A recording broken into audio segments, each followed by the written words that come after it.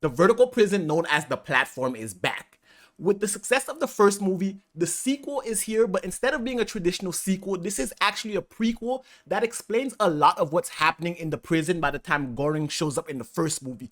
While it does explain a lot, it creates a lot of mysteries in itself. In this video, we're going to break down the platform too, looking at the deeper meaning behind what the children mean, as well as the greater societal revolution that created the platform in the first place. And most importantly, is Perempuen alive at the end of the movie? In the platform 2, this time around, we follow Perempuen, an artist who enters the platform out of her own volition to forgive herself for the tragic death caused by one of her art pieces to her boyfriend's child. That boyfriend could very well be Gurren from the first movie, because we saw what looked like an afterlife ethereal reunion between the two of them as though they've known each other. So we're going to dive into that a little further into it, because not only does it explain the ending of this movie, it also explains the ending of the first movie as well, and the fate of our two characters. Unlike the original movie, this movie is centered around personal redemption as well as solidarity and a deep dive into how fanatical religion can cause a greater divide than the good is actually trying to provide for society at large. Because at its crux, religion as a whole does two things for humanity.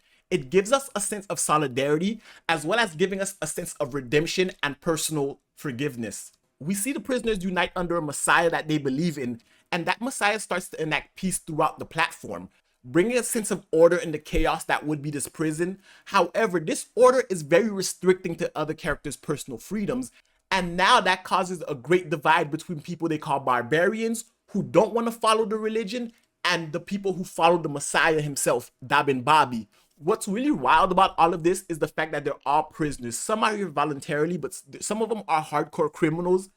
And with the way that you enter the prison, once you choose the type of food you want, that's going to be the meal you have for the rest of your life. What ends up happening is that people want variety, and eating the same meal every day for the rest of your life is a form of torture that the prison enacts on the prisoners.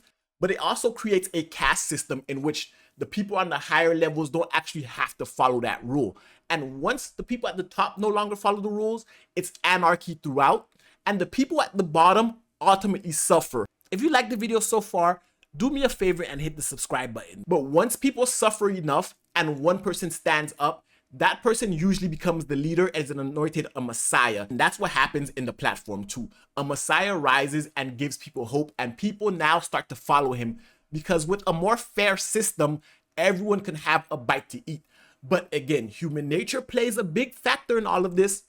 And these people are criminals. So ultimately, once a messiah rises to power, he enacts his own laws. And we see Dabin Bobby breaking it, allowing others to eat any food they want and not necessarily following the system. A form of unity and peace was created, but it also gave rise to an anti-form that ultimately wins out at the end. We see Trimagasi, Goren's roommate from the first movie, back again, and his origins. This man is sick and he is an agent of chaos. The rules that he enacted for Goren in the first movie actually come from his time here. Him loving the chaos and him being a cannibal. Ultimately, these people will find a way to survive. And Perempuen turning herself in and being in this prison, on her journey of redemption, she has a side to choose, and ultimately, she chose herself. She was on both sides of the conflict, but this is a personal journey for her. She wants to atone for her sins, not necessarily shake anything up. By following the law initially, she thought that was helping the greater good. But seeing as that greater good was turned around by allowing people the freedom to do whatever they want, ultimately giving the freedom of choice to people, that's her way of atoning. And at the end of the movie, when she saves that little boy, it's ultimately her self-sacrifice.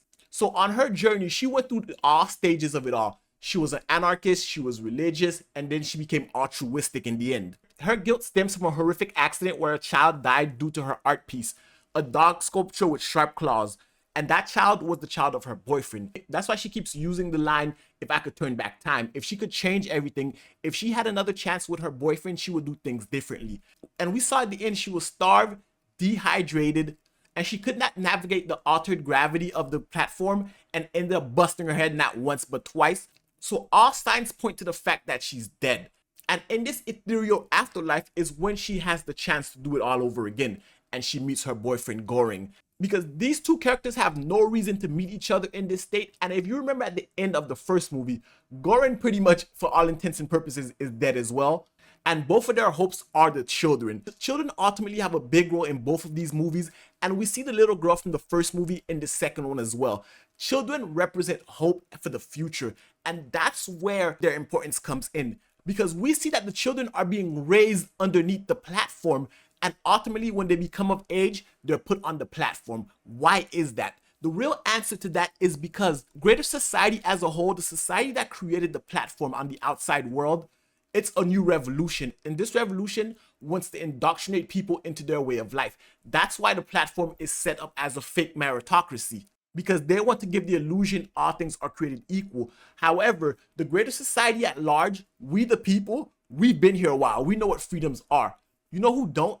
Children. And if you raise them from a young age in that way, if you put them in the platform from a young age, by the time they're released into the real world, you will have perfectly indoctrinated them. So by our main characters in the first and second movie freeing the kids, ultimately giving the kids the freedom of choice, they essentially are setting up a different generation. While the platform still has a lot of kids to indoctrinate, every now and then we see there's a new character that comes in and saves these kids, giving them a chance, always creating that dichotomy between order and chaos. That's why on a larger scale, the platform serves as a metaphor for society's greed, society's indoctrination. They want to create a world where survival hinges on everyone following the rules, but greed often always leads to chaos. And as human beings, some of us are just innately greedy, which is why even when we create a messiah figure like Dab and Bobby, we are only following him because of what it gives us. Looking at real life as well, certain people who follow religions, they're only doing it so they can go to heaven, the land of milk and honey,